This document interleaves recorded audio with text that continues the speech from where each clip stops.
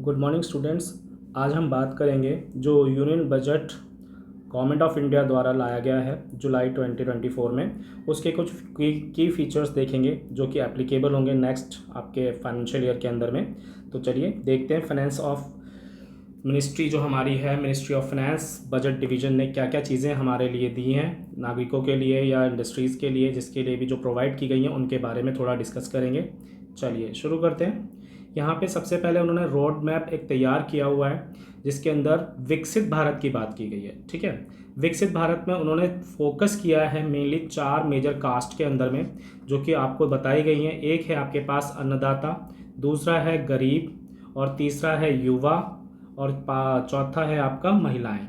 Means अन्नदाता के ऊपर फोकस करने की बात की गई है इस बजट के अंदर में, गरीब के ऊपर, महिलाओं के ऊपर, और फिर उसके बाद युवा के ऊपर। ठीक है, तो बजट का थीम कैसा है स्टूडेंट्स, ज़रा ध्यान से समझेंगे इस चीज़ को। पहले हमारे यहाँ पे फोकस किया गया सबसे एम्प्लॉयमेंट प्रोवाइड करने के लिए, स्किलफुल बनाने के लिए, एमएसएमईज के ऊपर जो कि आपने पहले पढ़ा हुआ है, एंड मिडिल क्लास के ऊपर फोकस किया गया है। ठीक है, अब देखते हैं कि इस बजट के अंदर प्रायोरिटीज़ क्या हैं फॉर विकसित भारत के अंदर में। ठीक है, देखते हैं यहाँ पे।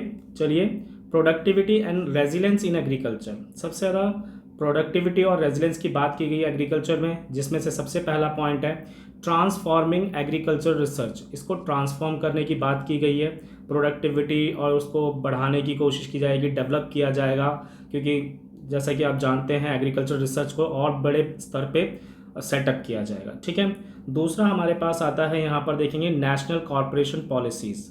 नेशनल कॉर्पोरेशन पॉलिसीज़ के अंदर में दिया गया है for systematic, orderly and all round development of the cooperative sector. इसके अंदर ऑल राउंड डेवलपमेंट की बात की गई है कोऑपरेटिव सेक्टर के अंदर में। ठीक है, उसके बाद बात करते हैं आत्मनिर्भरता। आत्मनिर्भरता में for oil seeds such as mustard, groundnut, sesame, soybean and sunflower, इन सारे जो हम ऑयल जो कंज्यूम करते हैं इन सब के लिए हम आत्मनिर्भर हो पाएँ, इसके ऊपर काम किया जाएगा। Vegetable and production and supply chain की जब बात आती है, जो कि प्रमोशन किया गया of FPOs, cooperative and startups for vegetable supply chains for collection, storage and marketing, इसमें इस चीज़ पे ध्यान दिया जाएगा vegetable production and supply chain के ऊपर। अगला पॉइंट आता है हमारे पास में रिलीज ऑफ न्यू वेराइटीज़।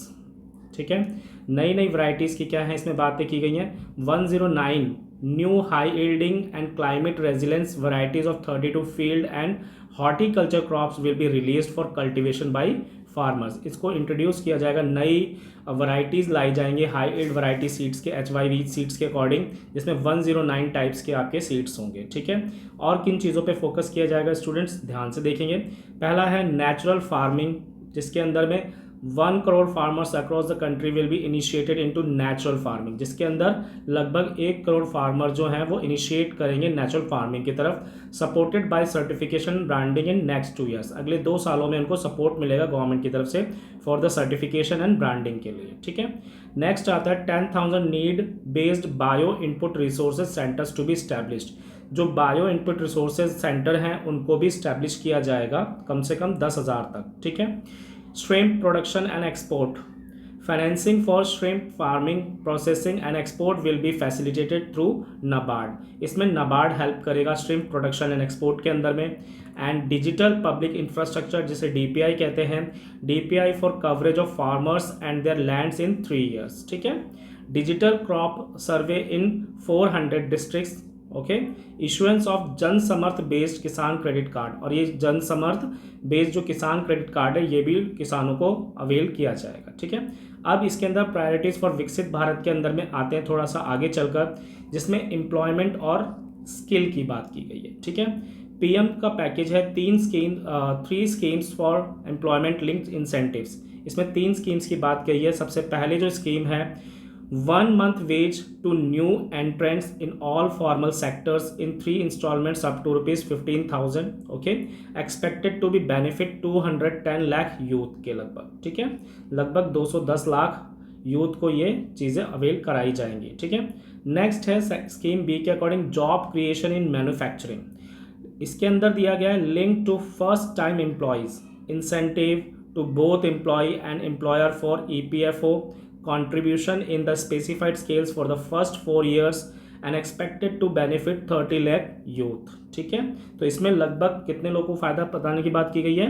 लगभग 30 लाख यूथ को फ़ायदा पहुंचाने की बात की गई है। थर्ड स्कीम के अंदर आते हैं, government will reimburse EPFO contribution of employers up to 3,000 per month for 2 years for all new hires। जितने भी लोग न्यूली हायर किए जाएंगे उनको कम से कम कंट्रीब्यूशन जो होगा एम्प्लॉयर्स की तरफ से वो रिम्बर्स किया जाएगा गवर्नमेंट के थ्रू 3,000 पर मंथ के हिसाब से लगभग 2 साल तक। And expected to generate 50 lakh jobs, जिसकी वजह से लगभग 50 लाख जॉब को जनरेट किया जा सकता है, ऐसा इन्होंने बताया हुआ है। ठीक है, आगे चलते हैं। स्किलिंग प्रोग्राम में कौन कौन सी चीज़ें हमको दी गई हैं, जिसके अंदर बोला गया 20 lakh youth will be skilled over a 5 year period. लगभग 20 लाख से ज़्यादा या 20 लाख तक जो 5 साल के अंदर में लोगों को स्किल्ड बनाया जाएगा। 1000 industrial training institute will be upgraded in hub and spoke.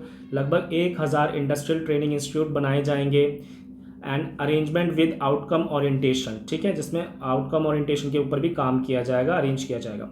Course content and design align as per skill needs of industry. और कोर्स कंटेंट जो होंगे वो इस प्रकार से डिज़ाइन किए जाएंगे जो जिसकी स्किल और नीड्स है इंडस्ट्री की उसके अकॉर्डिंग बनाए जाएंगे। ठीक है, यहाँ पर कुछ आपको लेफ्ट साइड में दिया गया है, क्या क्या चीज़ें देख लेते हैं यहाँ पे। Facilitate higher participation of women in the workforce through setting up working women. यहाँ पे फैसिलिटेट किया जाएगा जिससे कि हायर पार्टिसिपेशन हो सके वुमेन का वर्कफोर्स के अंदर में through setting up working women hostels in collaboration with industry. और उनको कोलैबोरेट किया जाएगा इंडस्ट्रीज के साथ में एंड एस्टैब्लिशिंग क्रीचेस। ठीक है, लोन प्रोवाइड करने की बात आ रही है यहाँ पे। Loan up to 7.5 lakh with a guarantee from a government promoted fund. ठीक है, expected to help 25,000 students every year. ये एज्यूम किया जा रहा है कि लगभग 25,000 स्टूडेंट्स को हर साल इतनी मदद मिलेगी। Financial support for loans up to 10 lakh for higher education and domestic institution. जो डोमेस्टिक इंस्टीट्यूशन होंगी या हायर एजुकेशन की बात होगी वहाँ पे 10 लाख तक का लोन अवेल कराया जा सकता है, फाइनेंशियल सपोर्ट किया जा सकता है। Direct e vouchers to 1 lakh students every year, okay, and annual interest subvention of 3%। ठीक है, तो एनुअल इंटरेस्ट जो चार्ज किया जाएगा वो है आपके पास कितना 3% तक का होगा। उसके बाद बात करते हैं inclusive human resource development and social justice. ठीक है, सोशल जस्टिस की बात करेंगे जब, तो यहाँ पे कौन कौन सी बातें आई हैं हमारे पास में वो भी देख लेते हैं ध्यान से। थोड़ी सी पॉइंट्स हैं हमारे पास में। ठीक है, चलिए सबसे पहले देखिए पूर्वोदय, विकास भी विरासत भी, जिसमें पूर्वोदय को दिया गया है विकास भी और विरासत भी का नाम दिया गया है। इसमें हमारे पास प्लान किया गया है for endowment rich states in the eastern part covering Bihar, Jharkhand, West Bengal, Odisha and Andhra Pradesh for generation of economic opportunity to attain Viksit Bharat. मतलब यहाँ पर आपको generation of economic opportunities provide किया जाएगा ताकि विकसित भारत इन सब चीज़ों को अटेन कर सके। एंडोमेंट प्रोवाइड किया जाएगा। Amritsar Kolkata industrial corridor with development of an industrial node eight गया। यहाँ पर भी चेंज किया गया है, अमृतसर कोलकाता इंडस्ट्रियल कॉरिडोर बनाया जाएगा। ठीक है, जिसके थ्रू डेवलपमेंट होगी इंडस्ट्रियल नोड एट गया के according. Allocation of more than 3 lakh crore of schemes benefiting women and girls. लगभग 3 लाख करोड़ के लगभग की स्कीम्स बनाई जाएंगी, मोर देन 3 लाख, जो कि वुमेन्स और गर्ल्स को फायदा पहुंचाएंगे। प्रधानमंत्री जनजातीय उन्नत ग्राम अभियान, improving the socio-economic condition of tribal communities covering 63,000 villages benefiting 5 crore tribal people. Okay, then आगे चलते हैं। more than 100 branches of India post payment bank will be set up in the north east region. Okay, लगभग 100 से ज़्यादा branches post payment bank की खोली जाएंगी north east region के अंदर में। अगला पॉइंट हमारे पास आता है आंध्र प्रदेश रीऑर्गेनाइजेशन एक्ट लाया जाएगा। Financial support of ₹15,000 crore provide किया गया, will be arrange in financial year 24-25 and completion of Polavaram irrigation project ensuring food security of the nation. Essential infrastructure such as water, power, railways and roads in Koparthi node and on the Visakhapatnam Chennai industrial corridor and Orvakkal node on Hyderabad Bengaluru industrial corridor. Okay, ये सारी चीज़ें की जाएंगी changes के according. ठीक है, essential जो भी इंफ्रास्ट्रक्चर चाहिए होगा उसमें इंप्रूवमेंट की जाएगी, डेवलपमेंट की बात की गई है। अब आते हैं, बात करते हैं मैन्युफैक्चरिंग एंड सर्विसेज की बात कर लेते हैं, ठीक है। यहाँ पर जब हम बात करते हैं तो यहाँ पर दिया गया है credit guarantee scheme for MSMEs in the manufacturing sector, तो ये आपके पास आ जाएगा। New assessment model for MSME credit के अंदर आ जाएगा। Enhanced scope for mandatory onboarding in trades, ये आपके पास थर्ड पॉइंट है। And Mudra loan the limit enhanced to 20 lakh from the current 10 lakh under the Tarun category, और जो मुद्रा लोन है उसकी लिमिट बढ़ाकर 20 लाख कर दी गई है, जो कि पहले 10 लाख रुपए थी, ठीक है। आगे चलते हैं, MSME units for food irradiation quality and safety testing, ये इस पे वर्क करेगा। Credit support to MSMEs during stress period, okay. अब इसमें कौन कौन सी चीज़ें प्रोवाइड की गई हैं देखते हैं ज़रा ध्यान से। इंटर्नशिप अपॉर्चुनिटीज़ दी गई हैं इसके अंदर में। स्कीम्स फॉर प्रोवाइडिंग इंटर्नशिप, इसमें स्कीम्स लाई जाएंगी जिससे लोगों को इंटर्नशिप प्रोवाइड की जाए। Opportunities in 500 top companies to 1 crore youth in 5 years, okay. And allowances of 5,000 per month along with a one time assistance of 6,000 through the CSR fund, okay. ये चीज़ें प्रोवाइड की जाएंगी इंटर्नशिप अपॉर्चुनिटीज़ के अंतर्गत। आगे आपके पास प्रोवाइड किया गया 12 industrial parks under the national industrial corridor development programme, लगभग 12 इंडस्ट्रियल आपके पार्क बनाए जाएंगे जो कि नेशनल इंडस्ट्रियल कॉरिडोर के डेवलपमेंट प्रोग्राम में आएंगे। Rental housing with dormitory type accommodation for industrial workers in PPP mode with VGF support, okay. Then third one is critical mineral mission for domestic production recycling and overseas acquisition के base पे। Strengthening of the tribunal and appellate tribunals to speed up insolvency resolutions and additional tribunals to be established, ये चीज़ें भी establish की जाएंगी in terms of word manufacturing and services के अंदर में। अब बात करते हैं अर्बन डेवलपमेंट की। अर्बन मीन्स आपके शहर टाइप की जो चीज़ें होती हैं उसमें कौन कौन सी चीज़ों में डेवलपमेंट करने की बात की गई है, वहाँ पर भी आते हैं। सबसे पहले बात की गई स्टैम्प ड्यूटी की, जिसके अंदर बोला गया encouraging states to lower stamp duties for properties purchase by women, तो स्टैम्प ड्यूटी की जो अमाउंट है उसको थोड़ा सा लोअर करने की बात की गई है अगर कोई वुमेन उसे परचेज करती है उस टाइम पे। Street markets envisioning a scheme to develop 100 weekly hearts और स्ट्रीट फूड हब्स इन सिलेक्टेड सिटीज़, ठीक है। जो स्ट्रीट मार्केट है उसमें भी लगभग 100 वीकली हार्ट्स बनाने की बात की गई, डेवलप करने की बात की गई है। ट्रांजिट ओरिएंटेड डेवलपमेंट में क्या चीज़ दी गई है, देखिए transit oriented development plans for 14 large cities with a population above 30 lakh, okay. Water management की बात जब करते हैं हम लोग यहाँ पर, तो promote water supply, sewage treatment and solid waste management projects and services for 100 large cities through bankable projects, okay. तो ये अर्बन डेवलपमेंट की बात में आता है। हाउसिंग नीड्स की बात की गई है, तो यहाँ पे बोला गया है PM आवास योजना अर्बन 2.0 दिया गया है यहाँ पे। Needs of 1 crore urban poor and middle class families will be addressed with an investment of ₹10 lakh crore. इसके लिए 10 लाख करोड़ की लगभग इन्वेस्टमेंट की जाएगी, जिसमें अर्बन जो पुअर लोग रहते हैं मिडिल क्लास उनके अच्छे घर या जो भी चीज़ें प्रोवाइड की जा सकें। enabling policies and regulation for efficient and transparent rental housing markets with enhanced availability will also be put in place, okay। तो ये सारी चीज़ें आपकी अर्बन डेवलपमेंट से जुड़ी हुई हैं, तो ये सारी चीज़ें होंगी, ओके, जो आपके यूनियन बजट में प्रोवाइड की गई हैं। आगे आते हैं एनर्जी सिक्योरिटी की बात जब हम करते हैं, तो यहाँ पर कौन कौन सी चीज़ें दी गई हैं। सबसे पहला initiative with private sector in nuclear energy, okay, first one, जिसके अंदर setting up Bharat small reactors, R&D of Bharat small modular reactors and newer technologies for nuclear energy, okay। दूसरा हमारे पास इस तरफ में दिया हुआ है pumped storage policy for electricity storage and facilitation of smooth integration of the growing share of renewable energy, okay। ये हमारे पास आएगा pumped storage policy के अंदर में। AUSC थर्मल पावर प्लांट जो आपके पास अवेलेबल हैं यहाँ पे उसको देखेंगे। A joint venture between NTPC and भेल will set up full scale 800 megawatt commercial plants, okay. Energy audit के अंदर जब हम आते हैं तो क्या चीज़ प्रोवाइड की गई है, financial support for shifting of micro and small industry to cleaner form of energy, okay. जो आपकी स्मॉल और जो माइक्रो इंडस्ट्रीज़ हैं उनको साफ़ और सुरक्षित जगह पर शिफ्ट करने की बात की गई और उसको फाइनेंशियल सपोर्ट भी प्रोवाइड किया जाएगा। Facilitate investment grade energy audit in 60 clusters, next phase expands to 100 clusters. ठीक है, तो ग्रेड एनर्जी की जो इन्वेस्टमेंट है वो ऑडिट इन 60 क्लस्टर्स है, उसको नेक्स्ट फेज में एक्सपैंड करके 100 क्लस्टर किया जाएगा। अब आपके पास दिया गया यहाँ पे 1 crore household obtain free electricity. ठीक है, and up to 300 units every month आपको फ्री मिलेगा, and 1.28 crore registration and 14 lakh application so फार।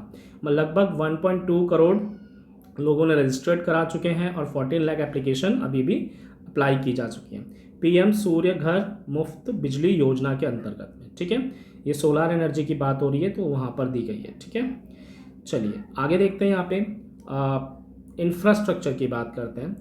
इसके लिए हमारे पास सबसे पहला है provision of 11,11,111 crore for infrastructure, जो कि 3.4% होता है किसका, जीडीपी का। Okay, next 1.5 lakh crore to states as long term interest free loans to support resource allocation. Okay, तो ये हमारे पास आ जाएगा। Phase 4 of PMGSY will be launched to provide all-weather connectivity to 25,000 rural habitations. Okay, तो ये चीज़ हमारे पास है इंफ्रास्ट्रक्चर के अंदर में प्रोविजन है, एंड 1.5 लाख करोड़ के states as long term interest free loans provide करना, और फेज़ 4 के according PMGSY will be launch किया जाएगा वेदर कनेक्टिविटी 25,000 रूरल हैबिटेशन के लिए। अब बात कर लेते हैं स्टूडेंट्स किस पे, इरिगेशन एंड फ्लड मिटिगेशन के लिए। ठीक है, चलिए आगे चलते हैं। यहाँ पे सबसे पहले प्रोवाइड किया गया पहला पॉइंट आपको जो दिया गया है, इसके अंदर में बोला गया है financial support for projects with estimated cost कितना है, 11,500 करोड़, 11,500 करोड़। ओके, यहाँ पे हमारे पास कंडीशंस आती हैं, आगे देखते हैं, such as the Kosi Mechi intra state link and 20 other ongoing new schemes के अकॉर्डिंग। ठीक है, तो इसमें 11,500 करोड़ का एस्टिमेशन लगाया गया फाइनेंशियल सपोर्ट के लिए। ठीक है, assistance for flood management and related projects in Assam, Sikkim and Uttarakhand, और फ्लड मैनेजमेंट के लिए कुछ प्रोजेक्ट्स रिलेटेड किए गए हैं जो असम, सिक्किम और उत्तराखंड से बिलोंग करते हैं। ठीक है, assistance for reconstruction and rehabilitation in Himachal Pradesh. Okay, तो रिकंस्ट्रक्शन एंड रिहैबिलिटेशन की बात हो रही है हिमाचल प्रदेश के अंदर में, इसकी बात आ जाएगी। फिर इंफ्रास्ट्रक्चर दोबारा से आ गया हमारे पास में, देखते हैं ध्यान से। यहाँ पे बात हो रही है टूरिज्म की। सबसे पहले टूरिज्म, आप सभी जानते हैं टूरिज्म बहुत ज़्यादा इम्पॉर्टेंट है इकोनॉमिक ग्रोथ के लिए भी। ओके, तो बात करते हैं, एक मिनट। ओके, हाँ ठीक है, economic growth, development of Vishnupad temple corridor and Mahabodhi temple corridor modelled on Kashi Vishwanath temple corridor. ठीक है, इसमें डेवलपमेंट की जाएगी विष्णुपद टेम्पल कॉरिडोर की और महाबोधि टेम्पल कॉरिडोर की। Comprehensive development initiative for Rajgir will be undertaken which holds religious significance for Hindus, Buddhists and Jains. Okay, then third one is the development of Nalanda as a tourist center besides reviving Nalanda University to its glorious stature, assistance to development of Orissa, scenic beauty, temples, monuments, craftsmanship, wildlife sanctuaries, natural landscapes and pristine beaches and making it an ultimate tourism destination. Okay, तो ये आपको इन tourism के अंदर में development की बात की जाएगी या होगी। इनोवेशन रिसर्च एंड डेवलपमेंट में देखते हैं क्या क्या चीज़ें हमें दी गई हैं। सबसे पहला पॉइंट हमको दिया गया है operationalisation of the Anusandhan national research fund for basic research and prototype development. Okay, and private sector driven research and innovation at commercial scale with a financing pool of ₹1 lakh crore. इसमें आपको 1 लाख करोड़ का इनोवेशन वगैरह रिसर्च वगैरह में फाइनेंस किया जाएगा। Space economy के अंदर में a venture capital fund of ₹1,000 crore is to be set up. Space economy के लिए प्राइवेट सेक्टर के लिए 1 लाख करोड़ का बोला हुआ है उन्होंने।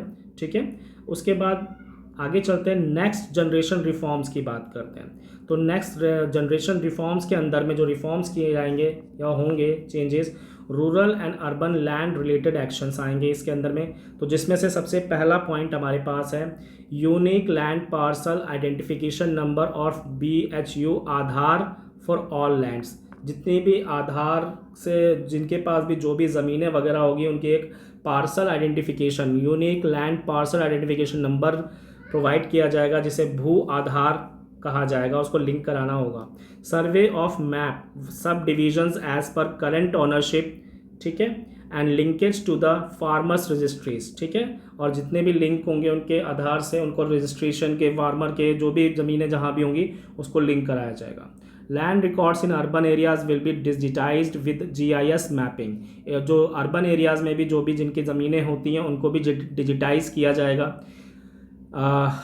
आगे दिया गया है डिजिटाइजेशन ऑफ कैडेस्ट्रल मैप्स, इसके अंदर भी आपको प्रोवाइड किया जाएगा। And establishment of land registry, ठीक है, लैंड रजिस्ट्री के लिए इस्टेब्लिशमेंट की जाएगी। Taxonomy for climate finance enhancing the availability of capital for climate adaptation and mitigation related investment, पहला पॉइंट आपके पास ये रहेगा टैक्सोनॉमी के अंदर में for climate finance. And FDI and overseas investment simplified to facilitate FDIs and promote opportunities for using Indian rupee as a currency for overseas investment. Okay, next one is NPS Vatsalya, a plan for contribution by parents and guardians for minors. Okay, improvement of data governance, collection, processing and management of data and statistic.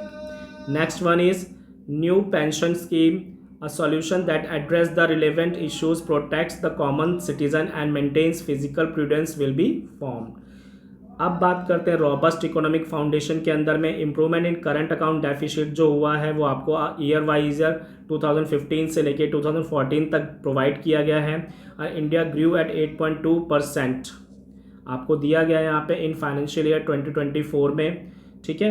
And expansionary PMI index provide किए गए हैं and decline in gross NPAs of SSBs दिया गया है यहाँ पे। उसके बाद आपको प्रोवाइड किया गया है क्या कहते हैं, एक मिनट, ओके, ठीक है। उसके बाद decreasing physical deficit percentage of GDP की बात की गई, किस तरीके से फिजिकल डेफिसिट में कमी आती चली गई है 2021 से लेकर 24 के बीच में। एंड टेमिंग इन्फ्लेशन, किस तरीके से हमने महंगाई पे लगाम लगाई हुई है। 2020 में ये 6.2 था, अब आप 2023-24 के अंदर में ये 5.4 रह गया है, ठीक है, महंगाई के लिए। एंड टैक्स प्रपोजल दिया गया है, सिंप्लीफिकेशन इन टैक्सेस के अंदर कोशिश की गई है उसको सिंपलाइज करने के लिए, सिंप्लीफिकेशन करने के लिए, जिससे लोगों को ज़्यादा दिक्कतें ना आए, ठीक है। यहाँ पे हमारे पास प्रोवाइड किया गया है सबसे पहले review of income tax act 1996 के अकॉर्डिंग आ जाएंगे हम लोग यहाँ पे, ठीक है। 1996 के अकॉर्डिंग जब हम चलेंगे तो यहाँ पे एक मिनट, कलर में दिक्कत क्या हो गई, हाँ ठीक है। 1996 के अंदर में हम चलेंगे तो रिव्यू किया गया इनकम टैक्स एक्ट 1961 को। And simplification of charities and TDS की बात की गई है, लिटिगेशन एंड अपील की बात की गई है, third one. And after that deepening the tax base, ठीक है, उसको और डीपनिंग लेकर गए हैं टैक्स बेस को।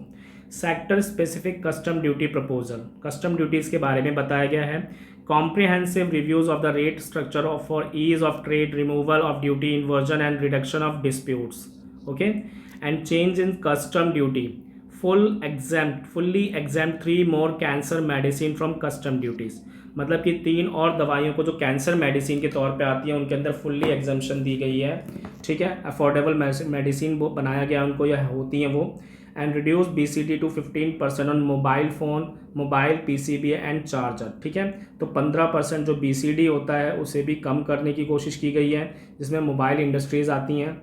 Reduce custom duty on gold and silver to 6% and platinum to 6.4%, जो कस्टम ड्यूटी है वो 6% रह गई है और 6.4 प्लैटिनम में, जो कि डोमेस्टिक वैल्यूएशन एडिशन में आते हैं, जो ज्वेलरी वगैरह आप लोग खरीदते हो, ठीक है। Reduce BCD on shrimp and fish feed to 5%, enhance competitiveness in marine export, जो मरीन एक्सपोर्ट होता है उसमें भी जो BCD की जो परसेंटेज है वो 5% तक कर दी गई है।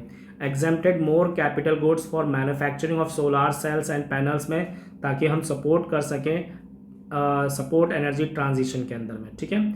Fully exempt custom duties on 25 critical minerals, जो 25 क्रिटिकल मिनरल्स हैं आपके पास, उनमें बूस्ट टू स्ट्रेटेजिक सेक्टर्स को करने के लिए उन्होंने इसको कम कर दिया है, ठीक है, एग्जाम्प्ट कर दिया है। डायरेक्ट टैक्स प्रपोजल क्या है हमारे पास में, to reduce the compliances burden, promote entrepreneurial spirit and provide tax relief to citizen. इसके लिए उन्होंने कुछ चीज़ें दी गई हैं, जिसके अंदर में सबसे पहले दिया गया rationalisation of capital gain. Rationalisation of capital gain जो है short term gains of financial assets to attract 20% tax rate. ठीक है, जो शॉर्ट टर्म गेन होती हैं हमारी, उनके ऊपर 20% का डायरेक्टली टैक्स लगना है।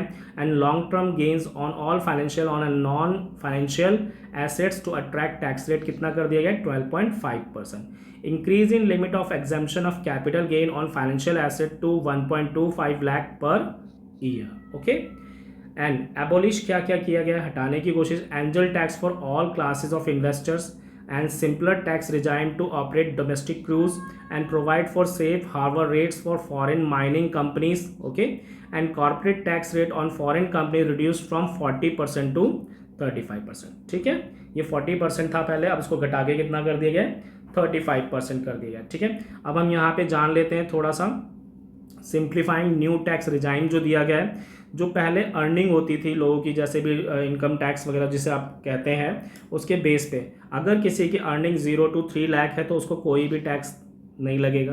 3 to 7 लाख है तो उसको 5% देना पड़ेगा। एंड 7 to 10 लाख है तो 10% देना गया, और 10 to 12 है तो 15%, एंड 12 to 15 है तो 20%, एंड मोर देन अगर 15 है तो आपका 30% टैक्स देना पड़ेगा जाके। ठीक है, एंड इन सभी को मिलाकर अगर देखा जाए जो सैलरीड पर्सन है उनको स्टैंडर्ड डिडक्शन मिलेगी लगभग 50,000 से लेके 75,000 तक। ठीक है, okay, and deduction on families pension for pensioners increase from, जो पेंशन के बेस पर रह रहे हैं उनको पेंशन के बेस पर जो डिडक्शन मिलेगी वो 15,000 से लेकर 25,000 तक मिलेगी। ठीक है, अब हम बात करते हैं कि हमारी अर्निंग जो होगी देश की जीडीपी की, उसकी कहाँ से कितनी कितनी अर्निंग हो सकती है, उन सब चीज़ों के बारे में एक पाई चार्ट आपको दिखाया गया है रुपीज़ कम फ्रॉम करके। ठीक है, तो सबसे पहले इसमें दिया गया है 19% जो रुपीज़ होगा हमारे पास वो इनकम टैक्स से कलेक्ट होगा, एंड यूनियन एक्सरसाइज ड्यूटीज से हमें 5% कलेक्ट होगा, जीएसटी और अदर टैक्सेस से हमें 18% कलेक्ट होगा, कॉर्पोरेशन टैक्स से हमें 17%, कस्टम से 4%, नॉन डेट कैपिटल रिसीप्ट से 1%, नॉन टैक्स रिसीप्ट से 9%, and borrowing and other liabilities से हमें 27% कलेक्ट होगा जाके। ठीक है, एंड रुपीज गोज टू, ये पैसा कलेक्ट होगा and after that it will go, means expense कहाँ पे होगा। सबसे पहले पेंशन को पकड़ते हैं, यहाँ से पेंशन में 4% होगा, अदर एक्सपेंडिचर्स में 9% होगा, सेंट्रली स्पॉन्सर्ड स्कीम, ऐसी स्कीम जो सेंट्रल अलाउ कर रहा है, सेंट्रल गवर्नमेंट दे रही है, उसके ऊपर 8% होगा, and finance commission and other transfers 9% होगा आपका। ठीक है, उसके बाद state shares of taxes and duties का, स्टेट्स का जो हिस्सा होता है टैक्सेस का वो जाएगा उसमें 21% जितना भी कलेक्ट होगा। डिफेंस में आपका 8% गया है, सब्सिडी में आपका 6% गया है, और सेंट्रल सेक्टर स्कीम के अंदर जो आ रहे हैं आपके पास में एक्सक्लूडिंग डिफेंस वगैरह तो 16% है।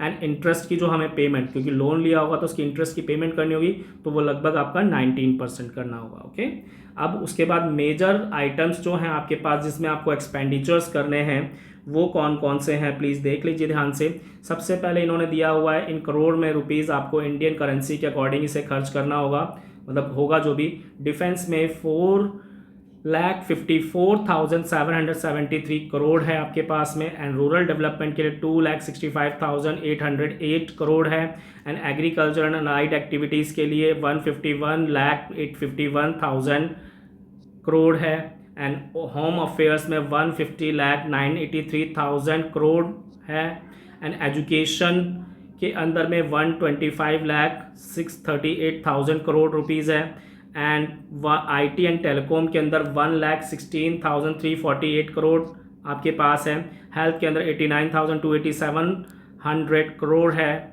एंड आपके पास आगे चलते हैं एनर्जी में 68,769 करोड़ है, एंड सोशल वेलफेयर में आपके पास कितना आ जाएगा जाके 56,501 करोड़ है। कमर्शियल एंड इंडस्ट्रीज़ के अंदर में 47,559 करोड़ रुपीज़ का एक्सपेंडिचर्स किया जाएगा। मेजर आइटम्स हैं आपकी सारी की सारी, एक बार दोबारा से देख लेते हैं। 4,54,773 crore, 2,65,808 crore, 1,51,851 crore, and 1,50,983 crore, 1,25,638 crore, and 1,16,342 crore, and 89,287 crore, 68,769 crore, and 56,501 crore, 47,559 crore.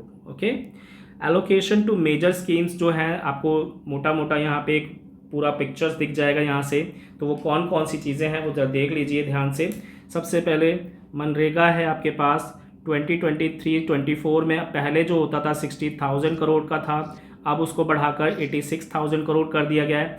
And research and development में पहले 840 करोड़ था, अब उसे बढ़ाकर 1200 करोड़ कर दिया गया है। न्यूक्लियर पावर प्रोजेक्ट्स के अंदर में पहले 442 करोड़ था, अब उसको इंक्रीज़ करके 2,228 करोड़ कर दिया गया है। फार्मास्यूटिकल इंडस्ट्रीज़ के लिए जो आपका एक्सपेंडिचर्स था वो लगभग 1200 था, अब उसको बढ़ाकर 2,143 करोड़ कर दिया गया है। And development for semi conductors and display manufacturing के अंदर में पहले 3,000 करोड़ था, उसको इंक्रीज़ करके अब 6,903 करोड़ कर दिया गया है। And after solar power grid के अंदर में पहले 4,970 करोड़ था, जिसे बढ़ाकर अब 10,000 करोड़ कर दिया गया है। ठीक है। एंड डायरेक्ट बेनिफिट ट्रांसफ़र जो होता है, सब्सिडीज़ वगैरह जो आती हैं कुछ लोगों को, तो पहले 180 करोड़ था, अब उसको बढ़ाकर 1,500 करोड़ कर दिया गया है। Lines of credit under idea scheme के अकॉर्डिंग पहले 1,300 करोड़ था, उसको बढ़ाकर 3,849 करोड़ कर दिया गया। अब रिसीप्ट्स के बारे में बताया गया है, ये हमारे पास रेवेन्यू रिसीप्ट्स हैं, सभी जानते होंगे, कैपिटल रिसीप्ट्स हैं। तो यहाँ पे हमारे पास एक्चुअल है पहले का 23-24 का, और अब जो है वो कितना है 31.3 लाख करोड़ के लगभग पहुँच गया है। एक्सपेंडिचर्स जो था पहले के टाइम पे जो था 2023 में एक्चुअल, फिर बीई, फिर आपके पास RE, एंड जो अभी है आपके पास वो 16.9 करोड़ है। ठीक है। तो कैपिटल रिसिप्ट से आपको 16.9 lakh crore and revenue receipt से आपके पास 31.3 लाख करोड़ रुपीस कलेक्शन है। इसी के बिहाफ पे आपको दिखाया गया यहाँ पे कि एक्सपेंडिचर जो होगा वो किस तरीके से होना है आपका रेवेन्यू एक्सपेंडिचर्स। ठीक है। रेवेन्यू एक्सपेंडिचर्स में हमारे पास है जो 24-25 में आपके पास 37.1 करोड़ है, एंड जो इफेक्टिव कैपिटल एक्सपेंडिचर है वो लगभग 15 लाख करोड़ रुपीस है। ठीक है। होप सो आप लोगों को समझ में आ गया होगा जहाँ तक था ये। ठीक है। तो हमने इसको रफली थोड़ा सा देखा है, पूरा का पूरा यूनियन बजट जो था, और आपको अच्छे से समझ में आया होगा। लेकिन हम इसको एक और वीडियो लाएंगे जिसमें पर्टिकुलर एक टॉपिक के ऊपर एक पर्टिकुलर कॉन्सेप्ट को क्लियर करेंगे। Okay, hope so. Please share and subscribe this channel. Thank you.